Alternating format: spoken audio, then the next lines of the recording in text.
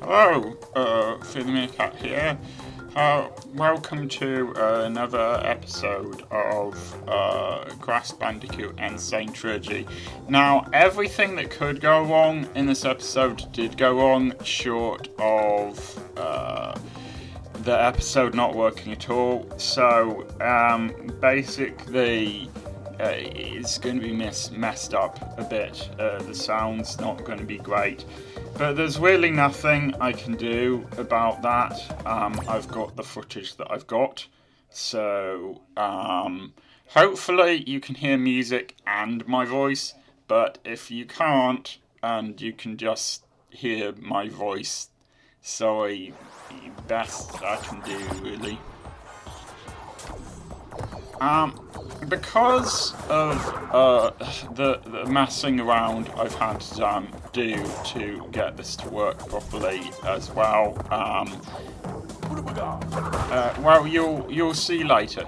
Basically, I'm doing this post commentary, and there are some unusual effects that I've ended up with.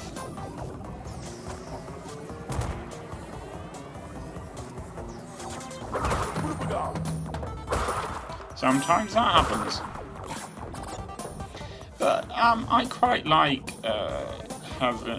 heavy machinery, and what I've just done with the jumping down there with the slime coming out of that is the only way to get all of the embryo tokens and therefore do the embryo bonus round.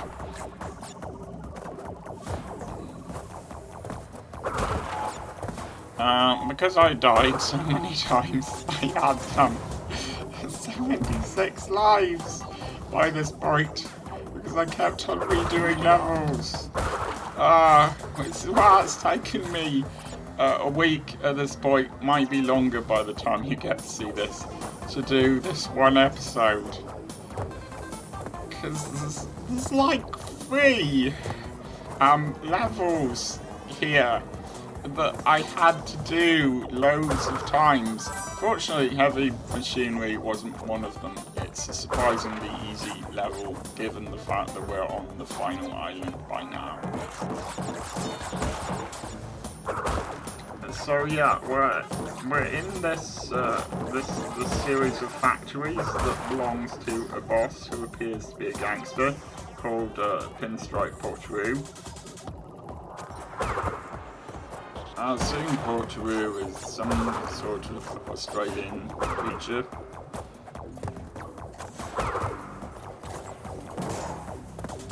And you can get all of the boxes on this, provided that you manage to get the embryo tokens, which is good, and you don't have to do that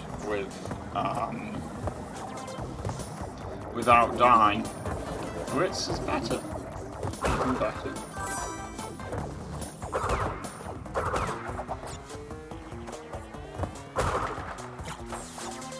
I really apologise if you can't hear any music, or the music might just be out of sync, but it was either this or have no episode at all.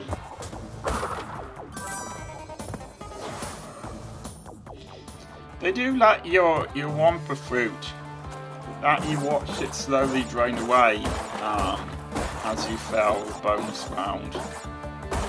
This is kind of rubbing it in. I actually like heavy machinery a lot. I like how they've got all of these different sort of industrial hazards, like they've got machines and they've got vents, and they've got slime here, and technically the slime doesn't kill you, but never mind. There's just loads of stuff going on. Won't want to work there though.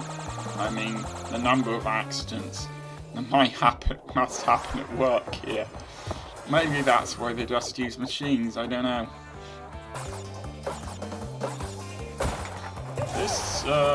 This embryo bonus stage isn't that bad, actually. It's still harder than the normal bonus stage, but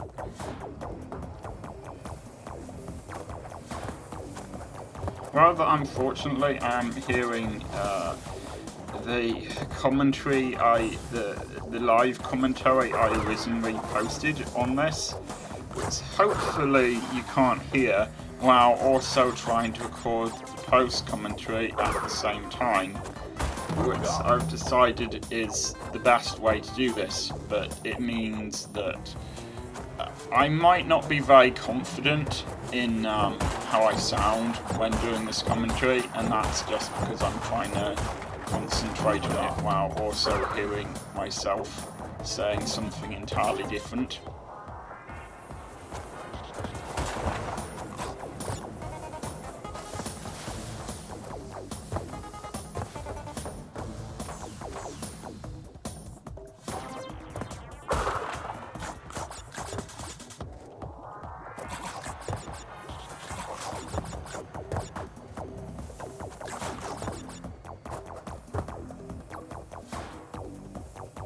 These are quite fun.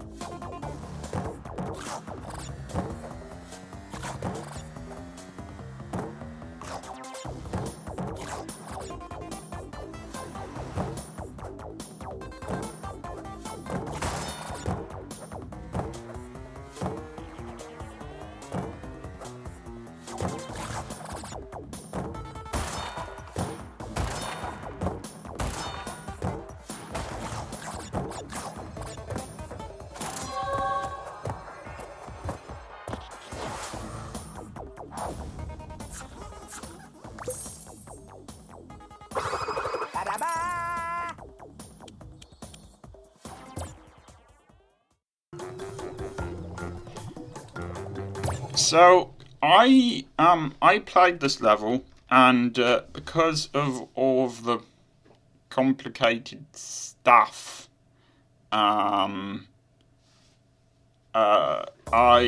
didn't keep the recording I had of my originally completing this level, which is why that clock is there, because obviously I won't be able to do a time trial if I hadn't completed the level already, but I had. But when I completed the level, I didn't have the blue gem, and so I couldn't get all of the boxes. But then I went ahead, having completed the level, and completed the level where I get blue gem in, if you see what I mean. Toxic waste. So I completed toxic waste, I got the blue gem, and now, since I lost that footage, I'm redoing this, and I will be able to get all of the boxes this time. My point being that I wouldn't normally be able to get all of the boxes at this point, and the reason I can is because of the thing I just described. If that was boring and complicated, I apologise. I'm doing this live. I don't have a lot of time to think here about what to say. So this is complicated because there's 4 different branches, I think, that you can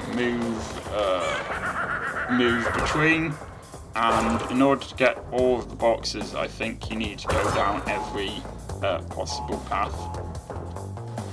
I failed this a lot, unfortunately, and obviously I'll be cutting out some of the bits where I failed.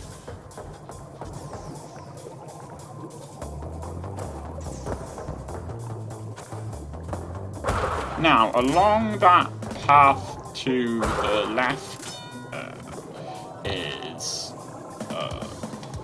I don't think there actually is anything down here. Oh, except I'm wrong. I'm sorry. See how complicated this is?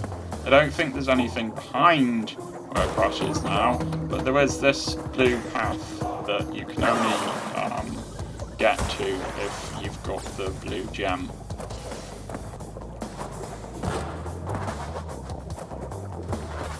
It's a really, really good idea to get that checkpoint box.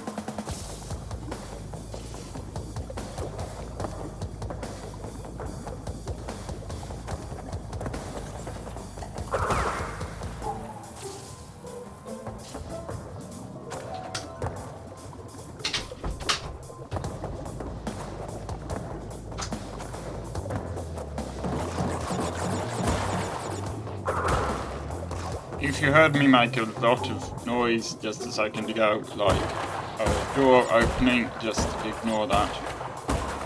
Oh, this bit's so annoying. I mean, this level generally is a bit annoying. It's not that bad. There are much worse ones, but it's just quite annoying. So hopefully I've managed to show off the right route that you're supposed to take.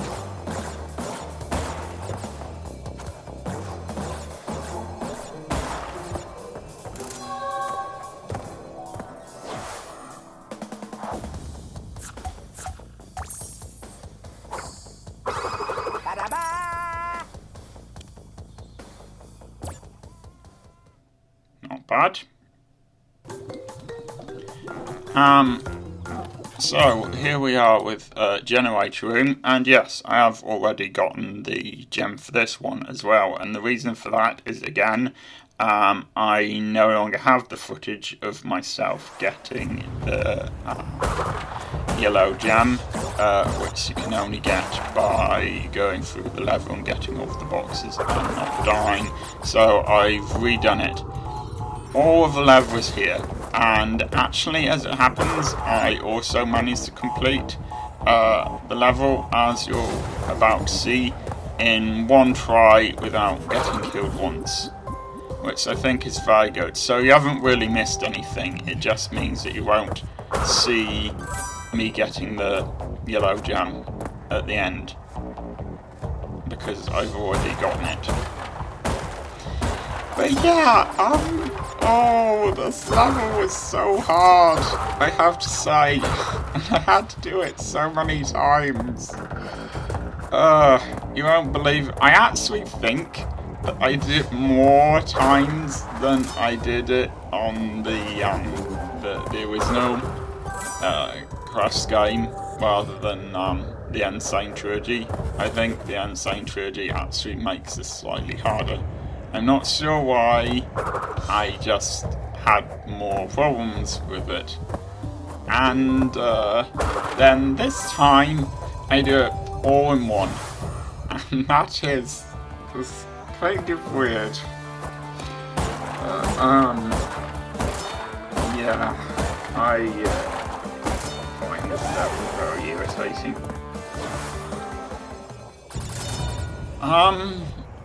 It's interesting though. You know, it has interesting music, and an interesting atmosphere with all of these machines around. It's very dark considering it's a generator room and presumably creates electricity for this big sort of factory that we're in. I really like the way that with Crash Bandicoot 1, the first game, you can actually see yourself going through the island, so you have an idea, for example, okay, we're in this big sort of factory on the third island now. I wish they kept the map like this with the other Crash games, instead of just having warp rooms. But never mind. There used to be a much creepier looking version of Dr. Cortex on these view screens on the first game, as opposed to the N.Sane Trilogy. And this is one thing where I think the N.Sane Trilogy has gotten it wrong, made it worse, because now he just looks weird instead of creepy. And the original version I thought was just quite a creepy level generally.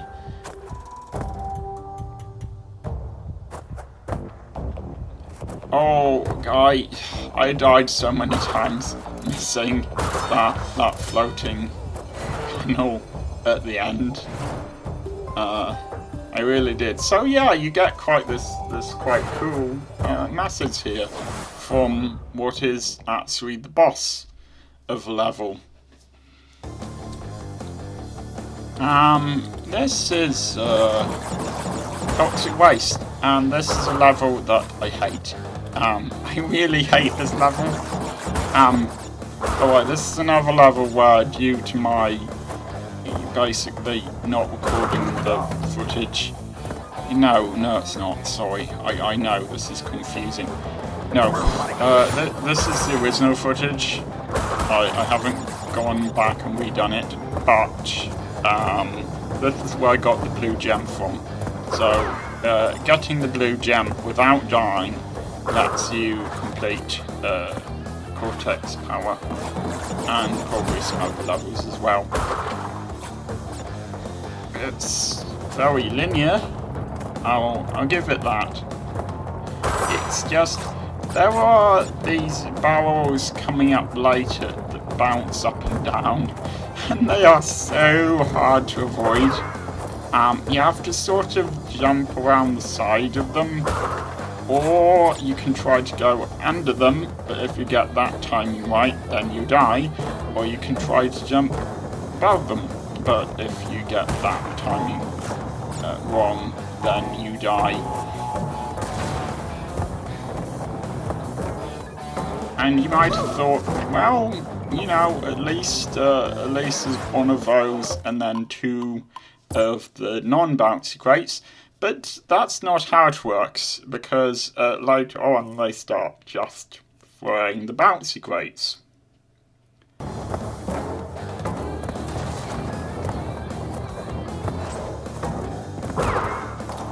So I think this is about where we left it last time.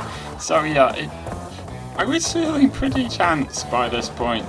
I think it had been maybe an hour and a half in total that it took me to do this level.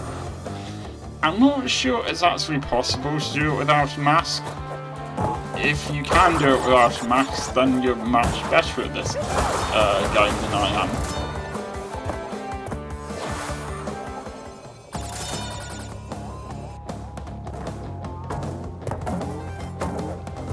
And because of because you have to do this it's so hard without dying. I consider this to be the second hardest level on the game after Slippery Line, and not including Stormy Ascent in that, because that's a special level that's only included as DLC. But yeah, one of the worst things about a level like this is having to redo the bit at the beginning again that you already know you can do, because you make the same mistake over and over again partway through, and of course you have to leave when you die. Checkpoints are useless to you, so... But yeah, it felt pretty good getting to this point. And that's it for this episode. I will see you next time.